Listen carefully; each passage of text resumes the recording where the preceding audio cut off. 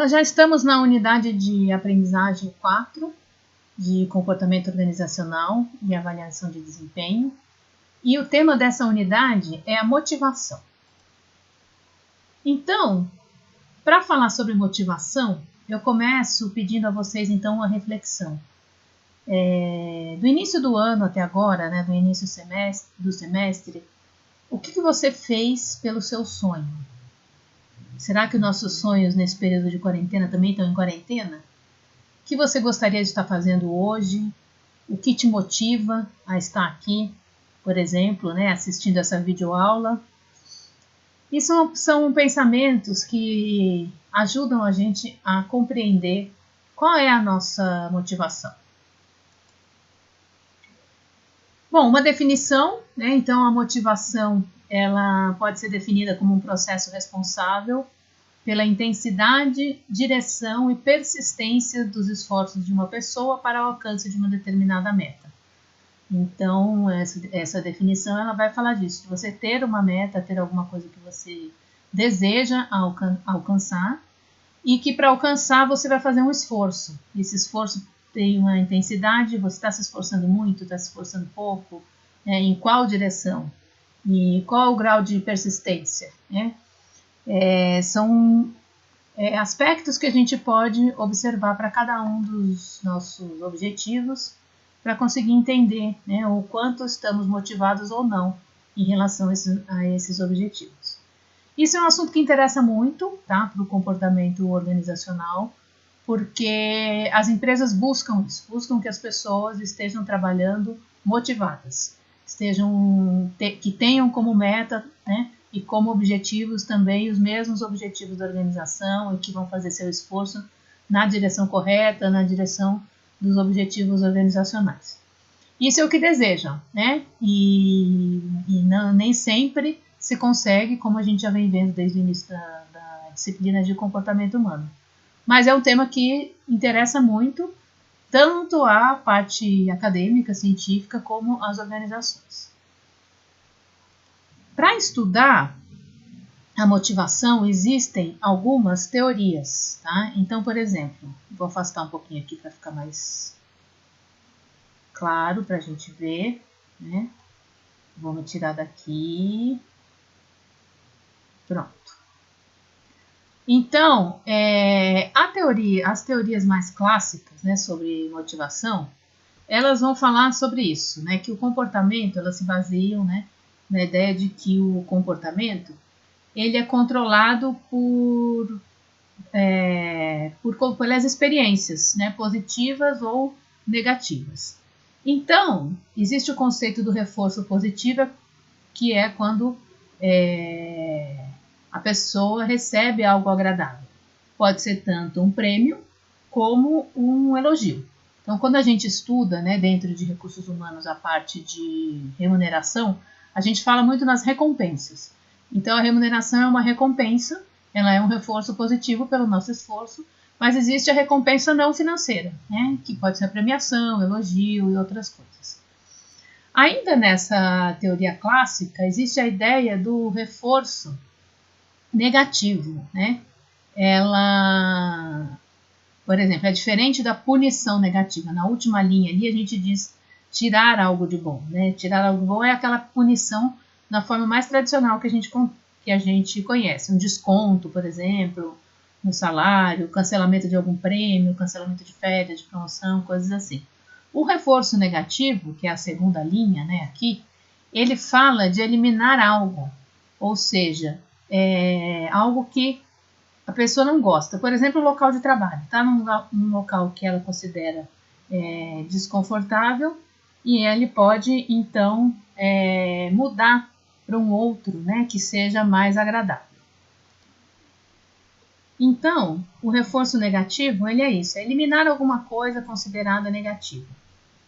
E também, não comentei ainda sobre a punição positiva, né, que seria também algum tipo de punição, como, por exemplo, uma advertência, tá? Mas ela é menos grave, digamos assim, do que a punição negativa, né? Que ela tira alguma coisa que já era considerado, né, um benefício ou alguma coisa dada para aquela pessoa. Essa teoria clássica, ela ajudou muito, né, a formulação até de algumas políticas de RH. Né? Então, existem políticas que são baseadas nesse tipo de reforço ou de punição. Por exemplo, quando uma empresa oferece um prêmio, a cesta básica, por exemplo, quando o funcionário não atrasa. Né? O que ela está fazendo com isso? Né? Ela está dando alguma coisa agradável, né? um prêmio. Agora, o desconto, né, por exemplo, ele já entra na parte da punição negativa. Tá? Então, essa teoria clássica ajuda a entender ou a formular propostas que visam motivar pessoas em alguma direção.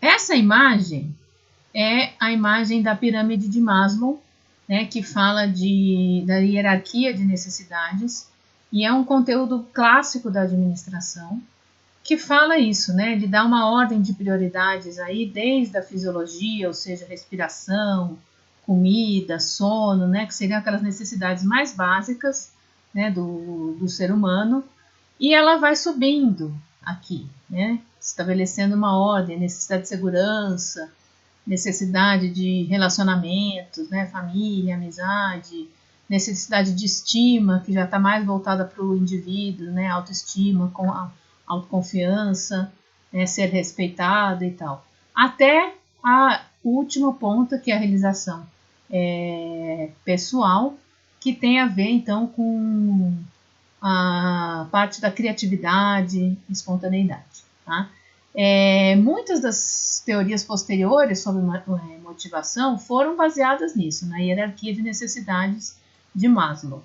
E ela é tão conhecida, né, que hoje existe essa brincadeira aí, né, que, considerando aqui os mesmos conceitos do Maslow, né, fisiologia, segurança, até a realização pessoal, associada aí ao tipo de aplicativo que a gente usa, né. Então, especialmente hoje, nesse período que nós estamos passando, existe aqui, né, a necessidade básica de todo mundo é conexão com a internet e eletricidade. Sem isso, nós não estaríamos aqui, né. A segunda parte já vem aqui, né, tem alguns aplicativos aqui que eu não conheço, né, porque essa imagem não é mundial, né? Então ela fala que, por exemplo, LinkedIn é uma rede social para busca de emprego, de colocação profissional, né? Então a gente tem que estar sempre atualizado lá para conseguir saber, né? Para manter nossa segurança, nossa empregabilidade, né? E aí aqui já começa a entrar na parte social, né? Redes sociais mais conhecidas, né? Facebook, Twitter, né, coisas aqui que a gente usa para se relacionar, para fazer amizades, para manter amizades, né, e aí vamos subindo aqui para as outras, né, até chegar aqui, né, na realização pessoal. Claro que a gente pode discordar, isso não tem nenhum fundamento teórico, né, mas mostra um pouco da importância, né, do quanto essas redes sociais todas foram se tornando importantes na nossa vida. O McGregor foi um outro teórico, né, que estudou a motivação, e ele criou essa teoria, né, essas teorias, teoria X e teoria Y. São bastante conhecidas também e levam em conta dois grupos de pessoas, né, como entender as pessoas. E com base nessas teorias, elas são divididas em dois grupos. A teoria X a que diz que funcionários não gostam de trabalhar, são preguiçosos e evitam responsabilidades. Essa visão é muito parecida até com a visão do Taylor, né, lá na administração científica, que falava sobre a vadiagem, que acredita muito na necessidade de punições, por exemplo. E a teoria Y, ela já entende que as pessoas gostam de trabalhar, são criativos e trabalham, então, buscando resultados. Se a gente puder fazer, né, uma comparação, aqui tem uma linha horizontal, vou até tirar a imagem daqui para ficar mais fácil, o que ele vai mostrar? Né? Que dentro da teoria X, as pessoas estariam, na verdade, buscando só esses aspectos mais básicos aqui, da fisiologia e da segurança, né? E vou aproveitar para fazer a correção aqui. Ó. E na teoria Y, né, a gente teria então aqui toda essa parte, né, das necessidades mais sociais e também de realização pessoal. Na verdade, né, como eu disse, essa foi uma linha teórica de pensamento, mas é muito difícil, né, que as pessoas se encontrem numa determinada escala dessa pirâmide. Todos nós temos todas essas necessidades e a nossa prioridade, inclusive, ela vai variar. Ela varia no momento da vida que estamos, no momento do ambiente, né? Então, hoje eu vejo que na atual situação, nós estamos num ambiente onde a busca pela segurança se tornou talvez a necessidade mais importante, né, para quase todas as pessoas, porque o ambiente está muito inseguro e nós estamos sentindo isso. E aí muitas vezes nós estamos abandonando aqui, né, outras necessidades ali de estima, de realização pessoal, em função de estarmos mais voltados para a nossa segurança. Bom, existe também a teoria de 2 fatores, né, que ela é muito importante também dentro da teoria de organizações.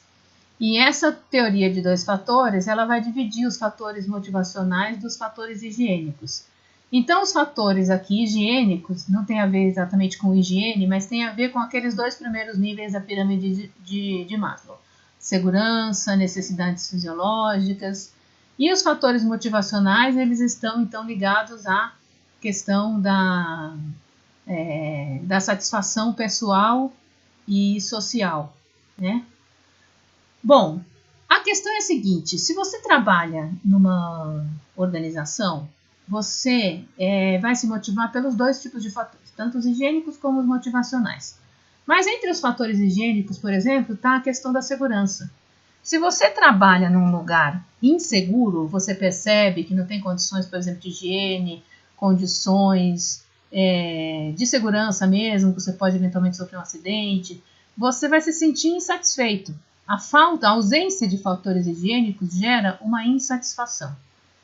No entanto, se você sente que essas condições higiênicas estão ok, você está seguro, né? Você está num lugar que não te põe nenhum tipo de risco para a tua segurança, para a sua saúde, isso não vai gerar uma satisfação a mais. Isso apenas elimina a possibilidade de uma insatisfação. Então, isso que significa nenhuma insatisfação. É como se fosse o básico. A segurança você tem que estar lá, não que você vai estar feliz por isso, mas você vai estar ok, né?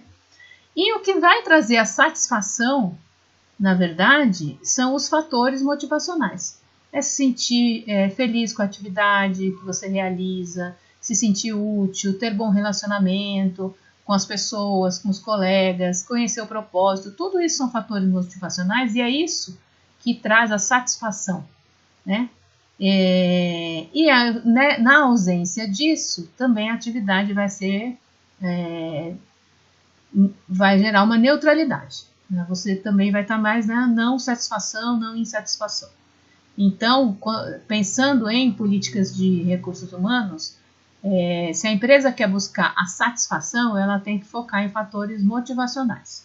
No entanto, né, ela não pode deixar de cuidar dos fatores higiênicos. Então, teria um eixo aqui, né, entre os higiênicos e os motivacionais, que devem ser trabalhados dentro da gestão em geral, mas especialmente da gestão de recursos humanos, para que as pessoas, então, consigam estar satisfeitas, né, e sair dessa neutralidade aqui, por exemplo, não criarem insatisfações e ainda se sentirem felizes com algo que estariam realizando. Existem muitas, né, teorias sobre motivação. A gente não vai falar de todas, até porque não é necessário. Mas uma que é bastante interessante, que também é muito importante para a teoria da administração, é a administração por objetivos. Então, a administração por objetivos, que ela foi criada e ganhou muito destaque ali para a década de 1950, ela determina isso. A empresa, ela precisa estabelecer objetivos. E uma vez estabelecidos os objetivos organizacionais, as áreas dentro da empresa têm que ter seus objetivos próprios alinhados aos objetivos organizacionais, e isso vai descendo numa escala até chegar no indivíduo. Então, o líder tem que chegar com cada pessoa do seu time, da sua equipe, e estabelecer por um determinado período, 6 meses, 1 ano, ou o prazo que se adote na empresa, quais são os objetivos. E ao estabelecer esses objetivos, vão ser discutidos também os recursos, né? O que é necessário para que esses objetivos sejam atingidos. Os objetivos, então, eles dependem também de um período de tempo para serem cumpridos e também do feedback contínuo. Então, se eu estabelecer objetivos para 1 ano, eu vou precisar receber em 3 meses, em 6 meses, feedback sobre os passos, né, que estão sendo dados. Então, eu gostei dessa imagem porque ela estabelece aqui o objetivo, mas ela mostra também caminhos possíveis para se atingir. A gente tem que entender que esse caminho a ser percorrido não é só do indivíduo, né? É do indivíduo com auxílio da sua liderança, da organização, de tudo que é necessário para que esses objetivos sejam atingidos. E é muito interessante, porque quando o indivíduo estabelece seu objetivo, mesmo que em parceria com o líder, ele vai ter um comprometimento maior com a realização. É diferente de chegar de cima para baixo, o líder simplesmente dizer, faça isso, seu objetivo é esse. Tá? A motivação vai ser menor se ele simplesmente receber uma ordem. Se ele participar, né, desse objetivo, ele vai se sentir mais motivado a cumprir e a atingir aquilo que foi estabelecido. Então, só para contar uma historinha, né, no período aqui de quarentena, eu passei bastante tempo com a minha filha. Eu tenho uma filha adolescente que está sem aula, né, ou tendo aulas à distância, assim como vocês. Então, para que a gente organizasse a rotina da casa, criamos então uma agenda, né, hora de acordar, hora de brincar, hora de fazer as lições, fazer outras atividades. E a primeira versão dessa agenda eu criei e mostrei para ela, como eu achava que deveríamos organizar o dia. E aí, a partir do momento que ela pegou esse primeiro modelo, ela começou a interferir e fazer do jeito dela, alterações, né, trocar horários. E a partir do momento que ela se envolveu mais, né, na elaboração disso, ela acabou se comprometendo mais, porque não virou uma imposição, né, você deve fazer assim. Ela acabou criando a própria agenda e, com isso, criou um comprometimento maior em cumprir aquela agenda, que, afinal de contas, foi ela mesma que estabeleceu. Em parceria, claro, que eu interferi e ajudei, mas houve um comprometimento maior. Então, esse é um exemplo caseiro, mas que dentro das organizações é bastante útil, né, de ser feito. Vamos sentar, vamos estabelecer esses objetivos em parceria, porque essa parceria vai aumentar o comprometimento e vai aumentar a motivação de cada um em cumprir determinados objetivos.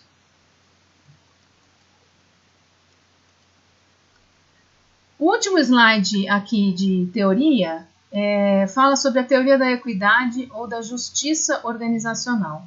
E aí nós temos aqui uma definição, né? A justiça organizacional é a definição, percepção geral do que é justo no ambiente de trabalho. Então, todas as medidas, né? E se a gente pensar em medidas de gestão de pessoas, então, por exemplo, estabelecer punições por atraso, premiações para pessoas que não se atrasam ou não faltam.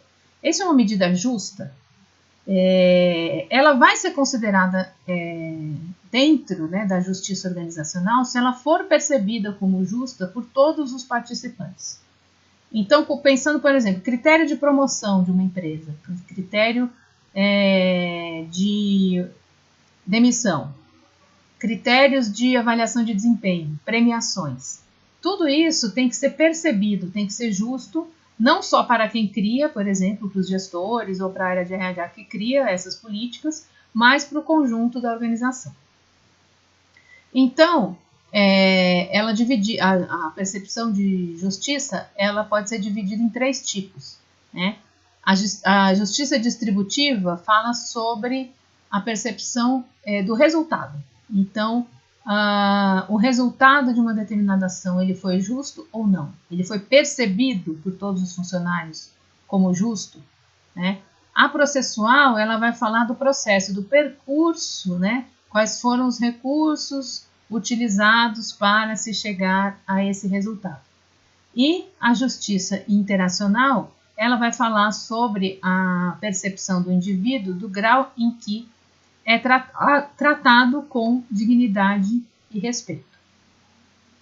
Ou seja, as medidas elas buscam determinado resultado, mas para que esse resultado seja atingido, existe um processo e nesse processo as pessoas interagem entre si, interagem com a sua liderança. Tudo isso dá ao funcionário uma percepção maior ou menor de justiça organizacional. Então, a percepção da justiça organizacional, ela interfere muito na motivação. Porque trabalhar num lugar onde você, por exemplo, não percebe que os critérios de promoção são justos, interfere muito na motivação, interfere de forma negativa, porque você não se sente motivado a buscar determinados resultados, executar determinados processos, porque eles não são justos, ou pelo menos no seu entender não são justos.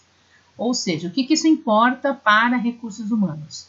Temos que ter políticas de motivação, buscar essa motivação, buscar a motivação das pessoas em função dos objetivos da organização, mas as políticas e as práticas, né, de recursos humanos, como todas na organização, elas têm que ser percebidas como justas. Porque se não houver essa percepção, ela não vai funcionar como um fator motivacional. E por que às vezes as políticas não são percebidas como justas? Pode ter dois motivos, pode ter vários na verdade. Dois possíveis são porque elas de fato não são justas, então se não há uma clareza, por exemplo, uma política de promoção que depende apenas de um único fator, que é a percepção do líder de quem deve ser promovido. Pode não ser justa, porque você está sujeito a uma única visão. E às vezes elas podem até ter bons critérios, por exemplo, você estabelece uma avaliação de desempenho, essa avaliação de desempenho gera uma pontuação, essa pontuação é levada em conta quando há uma possibilidade de promoção, vai ser analisado todas as pessoas e a pontuação de todas elas. Mas se isso não é comunicado, se as pessoas não têm consciência, elas não vão perceber a justiça disso. Então existe a questão de estabelecer a política justa, comunicar muito bem essa política para que ela seja também percebida como justa. Isso é o que vai fazer com que as práticas, né, de recursos humanos gerem essa justiça organizacional e, com isso, afetem positivamente a motivação. Bom, o conteúdo dessa aula é esse. Eu vou estar à disposição, então, pelo chat e por e-mail para quaisquer dúvidas que vocês tenham. Muito obrigada e tenham uma boa semana e bom final de semana.